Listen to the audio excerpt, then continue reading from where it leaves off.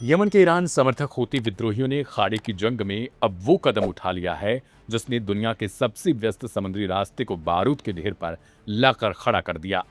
Saudi अरब के साथ हुई आमने सामने की भिड़ंत के बाद हूतियों ने एक ऐसी खतरनाक चेतावनी जारी की जिससे सऊदी अरब के 3 विशालकाय तेल टैंकरों के कैप्टनों के हाथ पांव फूल गए। इन जहाजों ने लाल सागर के मुहाने पर यमन की तट से बचने के लिए तुरंत यू टर्न मार लिया।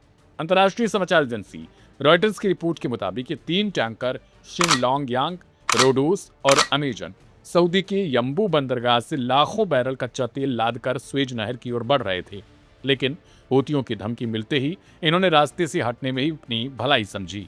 डर का अंदाजा इसी से लगाया जा सकता है कि मंगलवार को इन तीनों टैंकरों ने समंदर के बीचों बीच अपने ट्रैकर यानी लोकेशन बताने वाले सिस्टम को पूरी तरीके से बंद कर दिया। हूतियों के इस एक धमकी ने सिर्फ सऊदी अरब को नहीं बल्कि भारत और चीन जैसे बड़े देशों को भी गहरे तनाव में डाल दिया है। इन 3 टैंकरों में से शिनलोंग यांग पर चीन के लिए 20 लाख बैरल कच्चा तेल लोड था, वहीं रोडोस नाम का जहाज भारत के लिए करीब 7 लाख बैरल तेल लेकर आ रहा था और तीसरा जहाज अमेजन भी भारत की तेल आपूर्ति के लिए रवाना हुआ। ऐसे में भारत के लिए संकट बहुत बड़ा है। अगर हूतियों की ये धमकियां और हमले इसी तरह जारी रहे तो एशिया आने वाले तेल टैंकरों के लिए लाल सागर का रास्ता बंद हो जाएगा। जहाजों को स्वेज नहर से मुड़कर पूरे अफ्रीका महाद्वीप का चक्कर लगाकर भारत आना पड़ेगा। इस लंबे रास्ते की वजह से तेल पहुंचने में कई हफ्तों की देरी होगी, जहाजों का किराया बढ़ेगा और अंतर्राष्ट्रीय बाजार में तेल की कीमतें आसमान छूने लगेंगी, जिससे भारत में पेट्रोल, डीजल और महंगाई का नया रिकॉर्ड बन सकता है।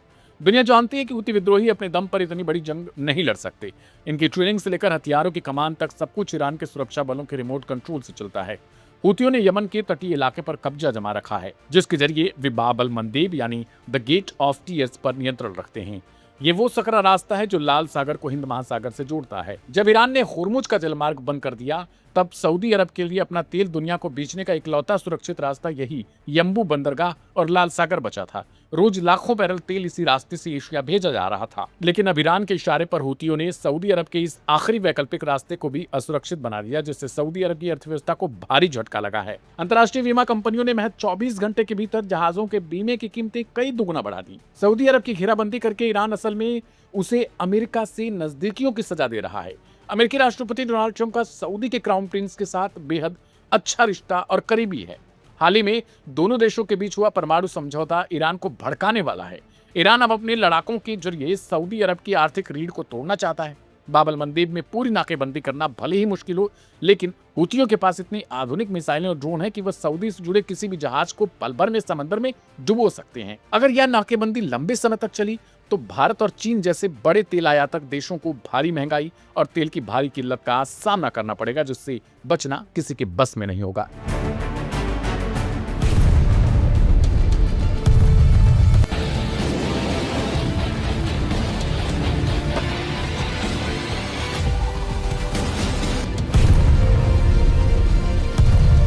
इमाम खामनेई का फतवा और इस्लाम के उसूल दिखाकर ईरान बार बार कहता है कि न्यूक्लियर बम बनाना हराम है और वो इसे कभी नहीं बनाएगा।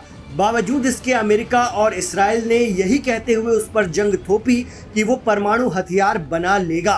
अब उसी अमेरिका ने खित्ते के एक और देश सऊदी अरब के साथ न्यूक्लियर डील कर ली है। जी हाँ, 22 जुलाई को ट्रंप ने सऊदी के साथ न्यूक्लियर समझौते को मंजूरी दे दी। अरबों डॉलर का ये न्यूक्लियर समझौता अगले 30 सालों के लिए लागू हुआ है। समझौते के तहत अमेरिकी कंपनियां सऊदी अरब में न्यूक्लियर बनाने में मदद करेंगी। अब इस फैसले ने पूरी दुनिया में हलचल मचा दी है। उसकी वजह यह है कि अमेरिका ने इस डील में सऊदी को परमाणु हथियार बनाने से रोकने वाले सुरक्षा नियम जोड़े ही नहीं हैं। इसके पीछे की साजिश समझिए। आमतौर पर जब अमेरिका किसी देश को परमाणु तकनीक देता है तो उस पर सख्त पाबंदियां लगाता है, लेकिन सऊदी अरब के साथ इस डील में कई बड़ी ढील दी गई हैं। सऊदी अमेरिकी जौहरी डील के तहत सऊदी अरब अब अपनी ही जमीन पर यूरेनियम को रिफाइन कर सकेगा। अमेरिका के पुराने नियमों के मुताबिक किसी भी देश को यूरेनियम एनरिच करने या न्यूक्लियर कचरे को रिप्रोसेस करने की इजाजत नहीं थी। अब अमेरिका ने चुपके से सऊदी वाली डील से इस शर्त को हटा दिया है। इसके अलावा डील में एक और गच्चा है। दूसरे परमाणु समझौतों से अलग इस समझौते के तहत यूनाइटेड नेशंस की न्यूक्लियर एजेंसी IAEA को बिना बताए अचानक चेकिंग करने की इजाजत नहीं होगी, यानी सरप्राइज चेकिंग नहीं हो सकेगी। बताया गया है कि यूरेनियम एनरिचमेंट से जुड़े सभी सुरक्षा नियम केवल अमेरिका और सऊदी आपस में मिलकर तय करेंगे और शेयर करेंगे। इस छूट को लेकर कई एक्सपर्ट बड़े सवाल खड़े कर रहे हैं, क्योंकि यूरेनियम को ही एनरिच या रिफाइन करके न्यूक्लियर बम बनाया जा सकता है। यही आरोप तो अमेरिका ईरान पर लगाता था। एक्सपर्ट कहते हैं कि कड़े सुरक्षा नियम न होने से पूरा खतरा है कि आने वाले वक्त में सऊदी अरब इस तकनीक का इस्तेमाल न्यूक्लियर हथियार बनाने में कर सकता है। आशंका तो ये भी है कि डील का असली मकसद ही यही है। सऊदी अरब के क्राउन प्रिंस मोहम्मद बिन सलमान अल सऊद पहले भी खुलेआम कह चुके हैं कि अगर ईरान न्यूक्लियर बम बनाता है तो सऊदी भी बिना किसी देरी के अपना न्यूक्लियर हथियार बना लेगा। कुछ मीडिया रिपोर्ट तो ये भी कहती रही हैं कि ट्रंप ने इस शर्त पर सऊदी से लचीला न्यूक्लियर समझौता किया है कि आगे आने वाले वक्त में वो ट्रंप की मंशा के मुताबिक इसराइल के साथ अब्राहम समझौता करे, यानी इसराइल को तस्लीम कर ले, मान्यता दे दे। हो सकता है भविष्य में इस समझौते के असरात इसी रूप में देखने को मिले।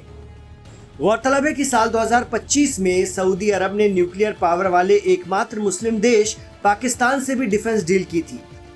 उस समय एक्सपर्ट यही आकलन करते रहे, चूंकि सऊदी के पास न्यूक्लियर बम नहीं है इसलिए वो पाकिस्तान की न्यूक्लियर छतरी के तहत आ गया।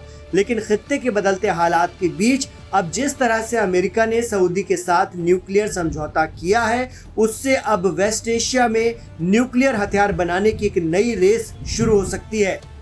अगर सऊदी अरब अपनी धरती पर यूरेनियम एनरिचमेंट शुरू करता है तो ईरान भी और तेजी से करेगा, क्योंकि उसके पास तो ये तकनीक पहले से है। साथ ही कई दूसरे अरब देश भी इस तरह के कदम उठा सकते हैं। वहीं दुनिया के दूसरे देश भी अब अमेरिका से बिना सख्त नियमों के परमाणु तकनीक मांग सकते हैं।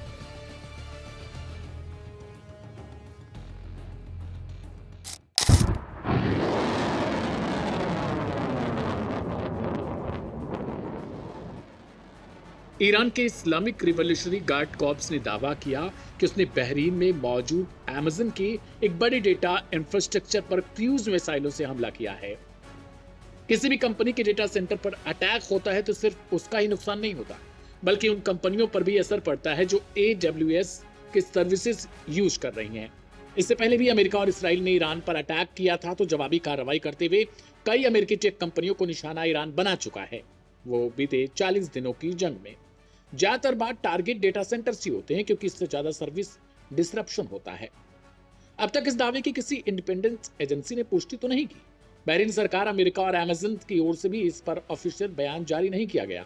RGC के मुताबिक उसकी एरोस्पेस फोर्स ने बहरीन में मौजूद अमेज़न के केंद्रीय डेटा इंफ्रास्ट्रक्चर को निशाना बनाया।